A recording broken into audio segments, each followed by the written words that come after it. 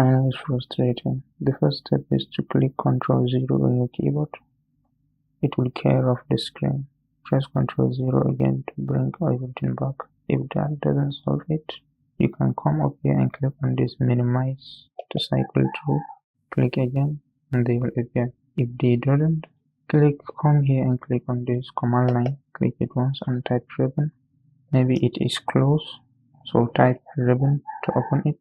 This ribbon, and then it will come back. But what if you don't have the command line to type it? Let's say the command line is gone. To bring it back, simply press Ctrl 9 on your keyboard and then it will come back. Else, if you come to the view tab and click on this one, this is the command line. It will warn you. Click yes, the command line is gone. Click it again, the command line is back. And if any of these three icons is missed, there they are. This one is gone, the view cube is gone, navigation bar is gone.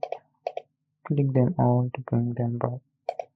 The last thing you want to do is to restore your profile, which you can do in two ways.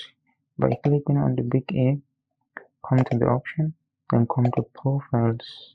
The profile selected, click on reset. I do not want to do that because I don't have problem. So click on yes and everything will be fixed. Or if you want, and the other method to reset the default, you have to close your AutoCAD and then click on the window icon. Look for AutoCAD folder, scroll down and select reset settings to default. If you never create any custom settings or modify your workspace, I would suggest you just click on this one and just carry on. I don't have any problem, so all I can say is hope that helps fix your problem.